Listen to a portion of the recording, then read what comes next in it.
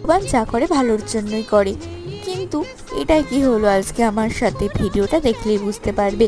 এদিকে আজকে আমি ছাদে উঠে গাছগুলো দেখছিলাম, তখনই দেখি আমার অ্যাডেনিয়াম গাছে কিছু কুঁড়ি ধরেছিল, কিন্তু সেই কুঁড়িগুলো না ঝরে গেছে।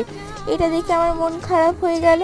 কিন্তু ওদিকে দেখো, আমার এই কচু গাছটাতে জানি না আম কি, কিন্তু প্রচুর চারা হয়েছে বৃষ্টির জল পেয়ে। আর 4টে গোলাপ ফুলও ফুটেছিল, আমি দেখিনি। আর একটা ফুলের পাপড়িটা ঝরেও গিয়েছে, ওটাকে আমি তুলে নিলাম। আর এদিকে দেখো কি সুন্দর একটা ছোট্ট নয়নতারা গাছ হয়েছে, যাতে ফুলও হয়ে গিয়েছে। আর এইগুলো হচ্ছে পাতাবাহার গাছ। আর এইদিকে দেখো চাপার গাছে ফুলও এসছে, আর এদিকে একটা শিকড় হয়ে গেছে।